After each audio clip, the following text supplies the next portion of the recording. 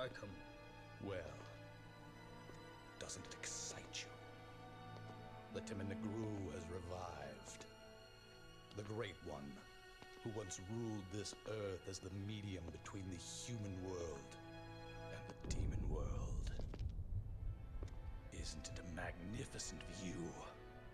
The greatest minds of their time, those who revered evil, constructed this glorious edifice. Now, after 2 millenniums of confinement, it can at last fulfill the purpose for which it was intended. That's none of my concern. Did he have it? Of course. He's taking good care of it. After all, it is the only memento left from the mother you both lost. But he has no idea of its true power.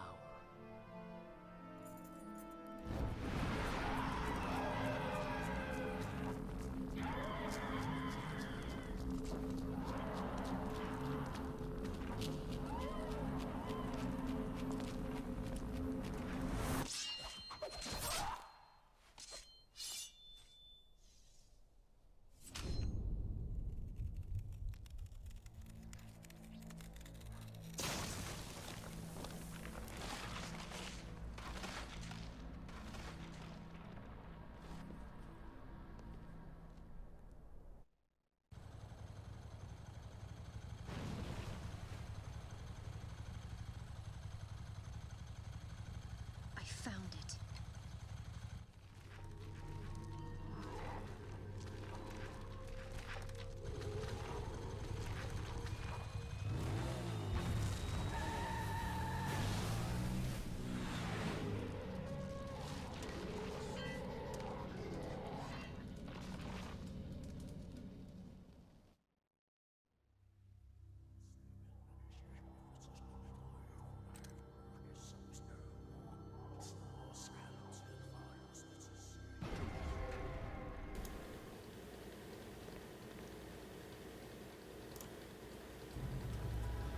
Alright, hello Fox Squad, my name is Akira Strix, Aki for short. Welcome back to Devil May Cry 3, Dante's Awakening, or just Dante's Awakening as I'm going to call the game from this point onwards. We are continuing from the last 2 missions that I did in part 1, where Dante had gotten an invitation of sorts from his brother Virgil. Virgil, of course, was the guy in the blue attire and the katana that he used to actually slice up that demon that Dante fought at the end of mission number 2. And something that you might be noticing here, or something that I guess I should be making clear, is that this is a post-commentary recording instead of talking while playing the game. I recorded the footage beforehand, and I'm just now re-recording the recorded footage using a different media player, as well as talking over it using OBS. So that way you can actually see my PNG avatar this time. Because I still don't know why the PNG avatar has to be like in a certain position in OBS Studio to actually see it without the game footage overlapping it. It looks like I'll be doing commentary this way for a while because it just feels right for me to do. But in any case, the only thing that's going to be going on right now is the fact that there's going to be more demons that Dante here has to slash his way through. And he's going to be getting some new toys along the way.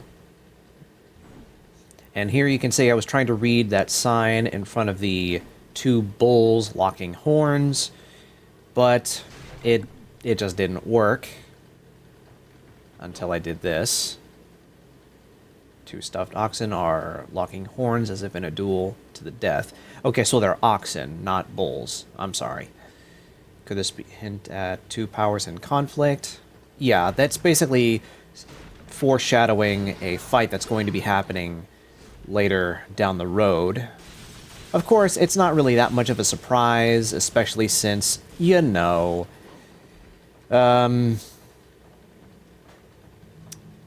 was kind of already shown when the game started. And of course, that was the fight with Dante and Virgil. I guess I should take this time to mention Dante's sword really quickly, because if you've played the first Devil May Cry and think that it's the sword you use in that game, no, that is not the case. This sword that Dante is using is actually called Rebellion. And the reason it looks the way it does will be explained much later on. And yeah, I'm basically figuring out here that I have to slash at it a couple of times, at this thing, I should say, with Rebellion a couple of times until it opens up that force field so that I can get that shotgun. The first of many new toys that Dante will be getting. Something that I actually want to mention really right off the bat. I kind of don't like the leveling up system of these games. I don't really enjoy doing that. It just doesn't feel fun, at least not to me, because I just don't like games that have RPG elements where they're not really RPGs. Just a thing that I don't like about this game in particular. And there's plenty that I can talk about, since I'm not really doing anything special until I get to the boss, which is the Cerberus in this case. And of course, after defeating that boss, I'll be getting yet another new toy, as it were. And then, of course, I will be going right into the 4th mission, since I've agreed to do 2 missions per video, which means by the 20th mission, not counting the special ones that I can do within other missions, which aren't really missions in and of themselves, they're basically just like little challenges you can do. This will be 10 videos long. The playthrough, I mean. And of course, after that, since I'm choosing to play each of these games in the chronological order, at least what I think is the right chronological order, the first Devil May Cry is going to be the next one in the timeline, because this is as early as the timeline gets for these games. I would still like a prequel game or two where you actually get to play as Sparta, and like maybe one game where he gets his rise to power, and then afterwards, maybe another game where he meets Eva and gets acquainted with her. And, you know, obviously, we all know what happens if you remember the lore of the Devil May Cry series. They basically fall in love. And out of that, of course, Sparta and Eva have Dante and Virgil, which sets them up for this game onwards. Just a little thing that I would have liked personally, and the reason I'm also getting so many, excuse me, so many red orbs is because I probably didn't make this clear in the first video, but I am playing on the easiest difficulty because, and just because of the fact that I didn't want to waste continues through trial and error. I don't like games that do that. I play video games to have fun my way, and if that doesn't ring true with you, well, I don't know what to tell you. But it's my playthrough, I'll do it however I want. Unfortunately, like the special edition... Wait, like the special edition? Unlike the special edition of Devil May Cry 3, which you can still play through emulation, or if you get the version of Devil May Cry 3 on the Nintendo Switch, which is a straight-up port of the special edition, and just moved on to the Switch. It didn't give me the option to choose the original style that the game had when it first came out, where you're stuck with one mode, or stuck with one style until you go to places like this where you can switch your styles. Like right now I have it to, like right now I'm switching it to Swordmaster to get that statue that I was slashing at to, excuse me, to get another blue orb fragment.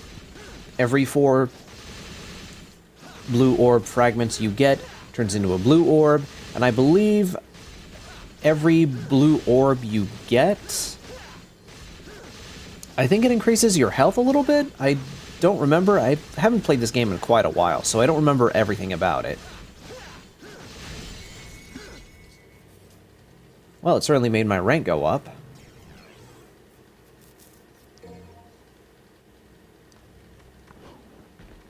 That was something that I still don't remember, unfortunately. But anyways, as soon as well, after Dante finally gets back to the statue he was just at, to switch back to Trickster, which is the style I'm going to be sticking with throughout most of the game, there are other moves that I can get, especially for my guns as well as my melee weapons, but they cost red orbs just to level them up, and that's really one of the biggest aspects that I certainly do not enjoy about Devil May Cry games as a whole. It feels like busy work, like a way to pad out the gameplay, which is why I just don't find that particular part of gameplay fun. Personally speaking, like if you like it, more power to you. I just don't.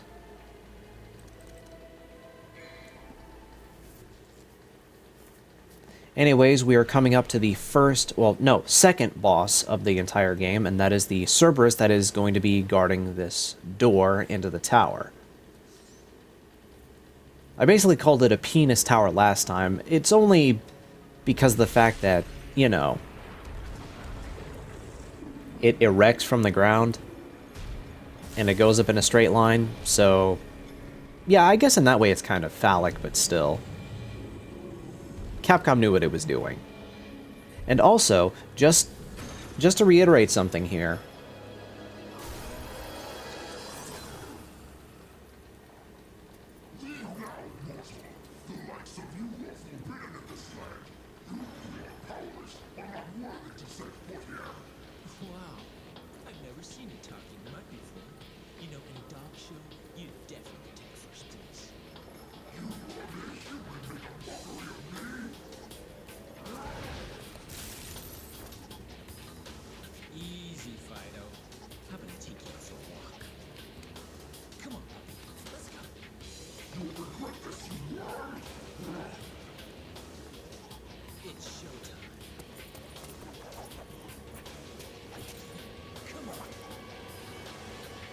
okay, I didn't want to talk over the cutscene there.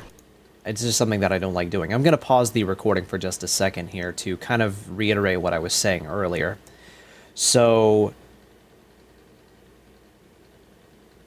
oh, fuck. I already don't remember what I was going to say, but anyways. Might as well go ahead and talk about the Cerberus here. He is the second boss of the entire game so far. Oh, wait. I was basically saying that, the tower that Virgil is waiting for Dante on is... it's very phallic shaped, sort of, simply because it just goes up in a straight line and it erected from the ground, so it was kind of hard to see it as a... or it was kind of hard not to see it as a phallic shaped thing. And the fact that, something else that I wanted to mention is that since I'm playing this on the easy difficulty, there's no real shame in me doing that, because when it comes to certain games by Capcom, if you're given the option to play the game on easy mode, it at least doesn't punish you by forcing you to play higher difficulties just to get better at it.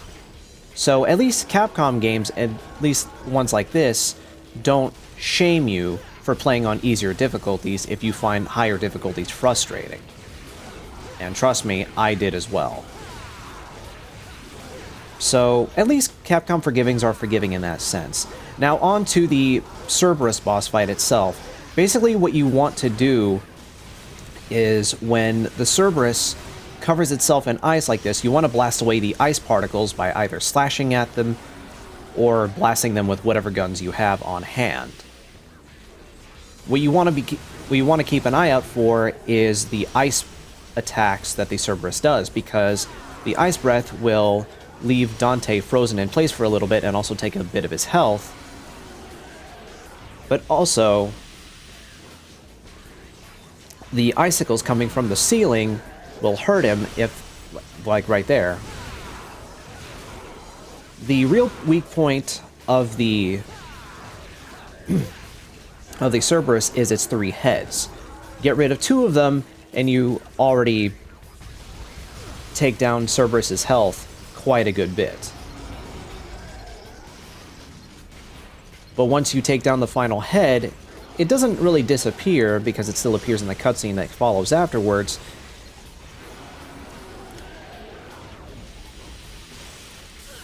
Yeah, and there's the Ice Breath attack that I just talked about. But, of course, defeating the Cerberus, there's still 1 head on it left before its spirit, I guess you could say, turns into the next melee weapon that Dante uses, which I will be showing off a lot in the next mission, which is right after this one. So yeah, there's that. And yeah, I basically decided to stick with the pistols this time instead of the shotgun, because I don't like the way the shotgun works, at least not right away. Who knows? I'm not even sure myself. Regardless, you have proved your strength. I acknowledge your ability. Take my soul and go forth. You have my blessing.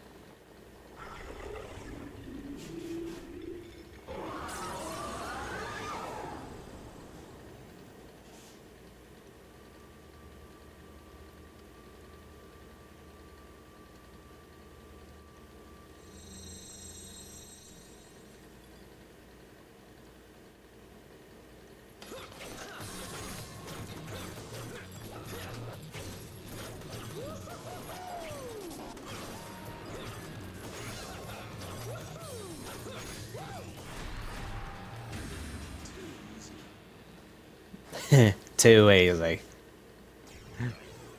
And of course, we have the 3 interlocking rod weapon, the simply or aptly titled Cerberus. And it is the next melee weapon that I will be using for most of Mission 4. But before Dante can just go in,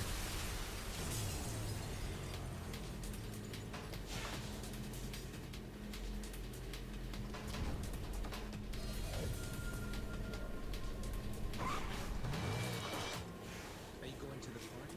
What's the hurry? Didn't you get an invitation?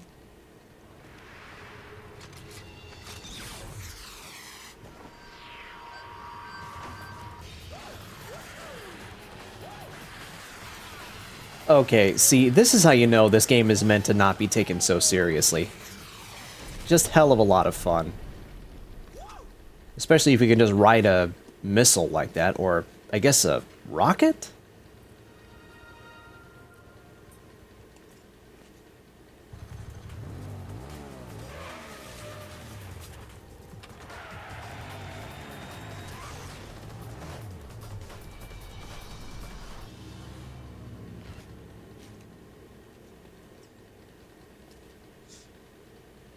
This just keeps getting better and better. Yes, it does, Dante. Yes, it does. Alright, so that is the 3rd mission done and over with. Mission 4 is coming up right next. Or coming up next, I should say, in the same video. But don't worry about that cutie on the motorcycle. We'll be seeing her later. Of course, I will say right off the bat, for those who are not familiar with the Devil May Cry series, after this game... Oh.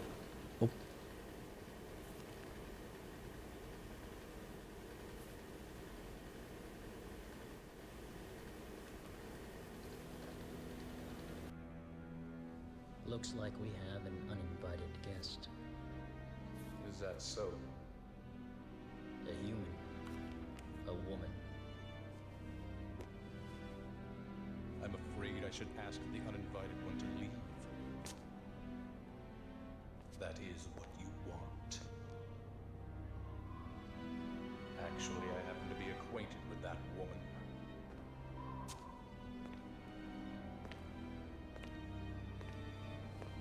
A storm is approaching.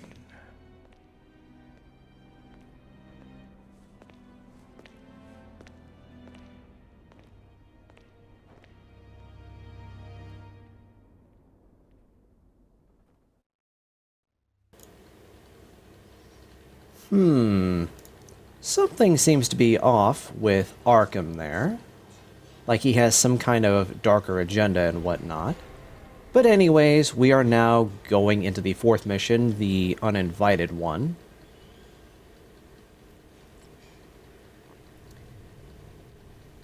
And this one's not going to be too long, at least I don't think so, because I know the boss that comes afterwards.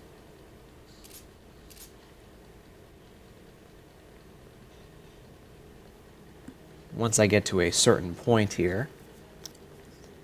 But anyways, I was going to say that the cute girl on the motorcycle that we saw just a few seconds ago, in terms of the timeline, at least with the games, she doesn't reappear in the other entries, at least until Devil May Cry 4. And by that point, Dante is much older, and that game obviously focuses on another character that I'll be getting into a little bit more once I get to Devil May Cry 4. But if I want to take the entire timeline into account, the earliest is this one still, even though there could and probably should be a prequel game or two focusing on Sparta to help set up the events for Dante and Virgil in this game. Because after this game, there's obviously the original Devil May Cry, and you'd think because of the timeline changing slightly that Devil May Cry 2 would be afterwards. No, that is not true. Because after Devil May Cry 1, there was the 2007/2008 anime, simply called Devil May Cry the Animated Series. It's about as long as a Devil May Cry game in and of itself, especially for the Devil May Cry games that were out at the time. And they even got Ruben Langdon, who I forgot to mention is the voice of Dante in this game onwards. They got him to voice the character again in the anime. Although he goes by a different name, I think he goes by an alias, Justin Cause. I don't know if that's just a really hilarious alias or just really clever. Maybe both. But in any case, the attire of Dante is based more on what he is dressed like in the first Devil May Cry, which is why he is dressed that way. And that's simply because, again, it takes place not too long after the events of Devil May Cry 1. Now, in the anime, we do see glimpses of both the woman we saw on the motorcycle just a bit ago, and another character that I'll be getting into more once I get to Devil May Cry 1. So, the way that I am labeling the Devil May Cry games as I play through them in chronological order, at least in my personal opinion, it's the right chronological order. There's this one, which is simply called Dante's Awakening, because that was the subtitle. The next one will be Devil May Cry, which makes sense because by this point, Dante had fixed his shop in the beginning of this game and given it a name. He gives it a name by the end of the game. No real spoilers there. And of course he calls it Devil May Cry because, well, that's the name of the series. But it's also the name of the shop, where he works as a demon hunter, even though he himself has demon blood in him, being the son of Sparta, just like Virgil. But, more importantly, you'd think that Devil May Cry 2 goes after Devil May Cry 1, but no. Even with the release of Devil May Cry 5 in 2019, continuing with Dante, sort of, and the return of Virgil. Well, yeah, I'll get into Virgil a bit more once I get to, once I actually fight him. And I will fight him eventually, that's inevitable at this rate, because we already know it's coming. But the character that you play as, or the game that, or the character that Devil May Cry 4, and to a smaller extent Devil May Cry 5 focuses on, is related to both Dante and Virgil in some way, but nobody really knows anything about him at this point yet. And there is a reason for that. I'll get into it when I get to Devil May Cry 4. So, in terms of the timeline, to me, the way it works is Devil May Cry 3, then Devil May Cry 1. That's pretty obvious, I think. After that is the 2007/2008 anime, which is a little tricky to find. I'm sure you can find it on YouTube somewhere if you look hard enough. Maybe somebody recorded all the episodes for the short-lived anime. Well, it was meant to be like a special split into 20 episodes. But it is canon to the games, whether you want to believe that or not. And I think it's really good. I certainly like it better than the anime that's on Netflix, because that anime I don't think is as good. It's fine for what it is, and I think Johnny Young Bosch, who voices the character that I will not talk about until I get to Devil May Cry 4, being the replacement for Ruben Langdon as the voice of Dante, I think he's a decent replacement. Kind of full circle, if you ask me. And hey, I mean, Johnny Young Bosch, pretty good voice actor. Oh, and did I mention? All of the main playable characters in the Devil May Cry series at this point, all of them started as Power Rangers actors. Yes, I'm actually not joking about that. Of course, you have Ruben Langdon, who he himself was not a Power Rangers character, but he was a character that you saw in Power Rangers stuff. I think he played a civilian in the show, I think it was Power Rangers Time Force, which is kind of funny because the voice of Virgil in this game was the 6th Ranger / the Quantum Ranger for Power Rangers Time Force. The actor's name in question is Daniel Southworth. And outside of being the voice of Virgil in this series, and being the 6th Ranger in Power Rangers Time Force, which is a show I did watch growing up as a kid in the early 2000s. And I mean very early 2000s. And I think this just goes to show that I really should not have stuck with the shotgun. Because it's not great. It's not great. Especially since I have to level it up. But I might do that off screen. And of course, the voice of the other character, and the new voice of Dante in the Netflix anime for Devil May Cry is Johnny Young Bosch, as I just said, who was Adam, the 2nd Black Ranger in the original Mighty Morphin Power Rangers, replacing Zack, Walter Jones.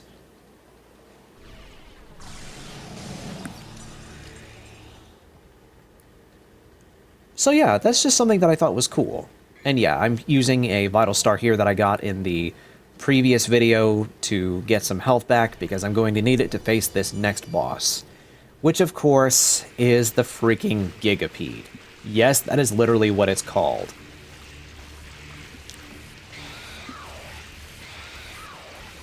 Now, the easiest exploit to finishing this character, or this boss character, is getting on top of it like I just did, as you saw there, and just slashing at it away at it with the, I guess in this case, the Cerberus, which does deal damage a lot faster, as you're seeing. But you have to be careful because the Gigapede can actually attack by throwing projectiles at you from underneath it, but also from its mouth. So you have to be careful. Now, while it does go back and forth through those holes in the walls,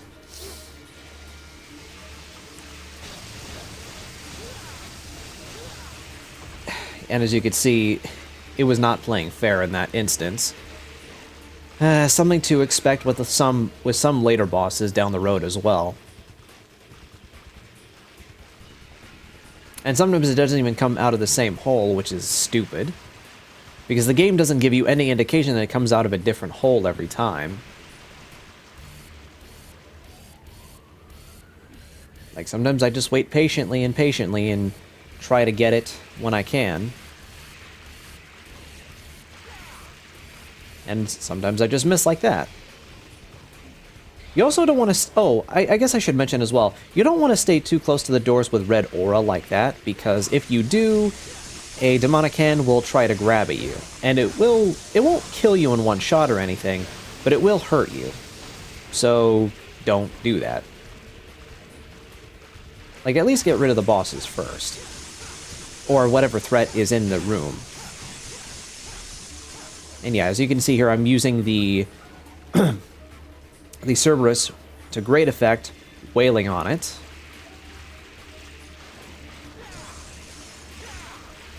And of course, I failed to get on the Gigapede again. Oh my god, what a name. Gigapede.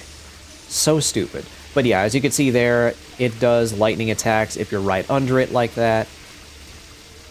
And as you can see, because of the really awkward camera, I had trouble trying to get back up to that point. But as soon as I was able to get above the Gigapede, I slash away at it with the Cerberus, and just like that, it's down.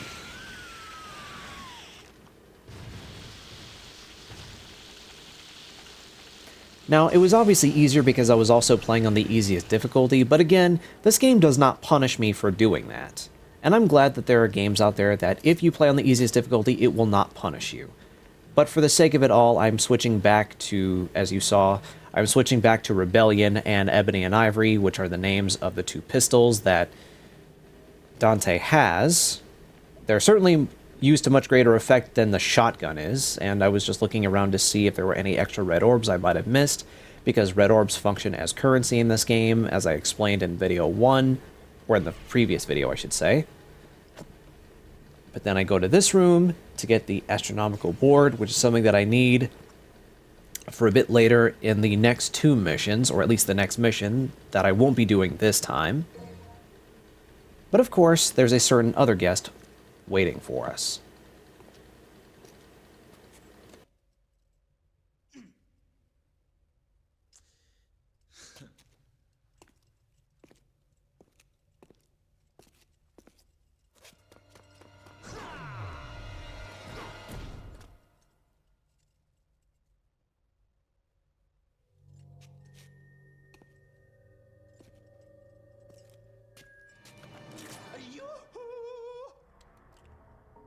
There's no need to use violence, devil boy.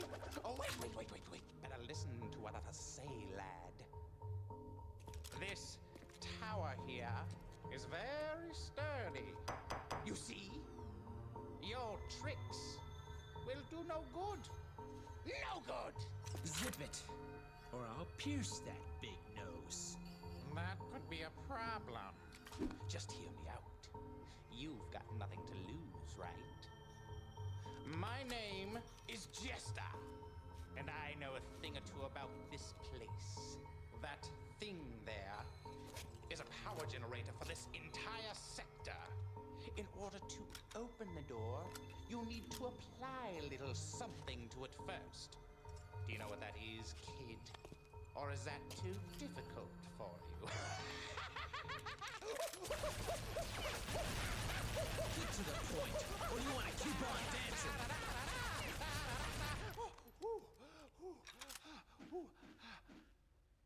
Actually, I prefer a sword to be my partner. May I have this dance, my lady?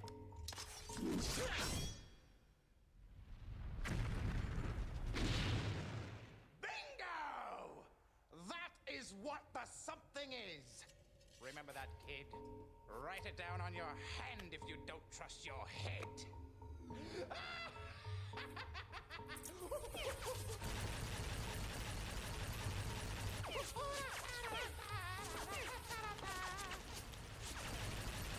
I see. Thanks. You still piss me off, though.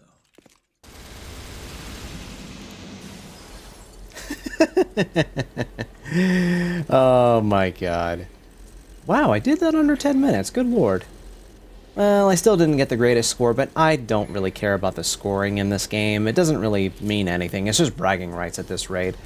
Anyways, that is all for Devil May Cry 3. I will see you all next time, and in the next video, I will be...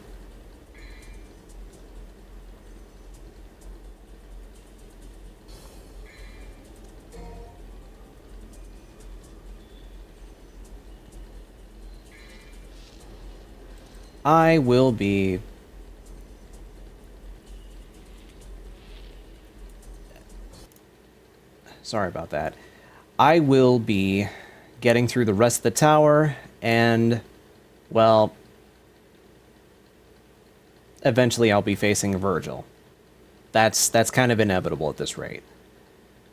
But we also need to figure out who that cutie on the motorcycle earlier is. And don't worry, the game will explain later. Trust me, it will. Anyways, I've been Akira Strix, Aki for short, and I will see you all for more Devil May Cry 3 Dante's Awakening, or sorry, just Dante's Awakening. I'm labeling the title of each game in the Devil May Cry series by certain titles, so you'll have to just trust me on that. Anyways, see you later.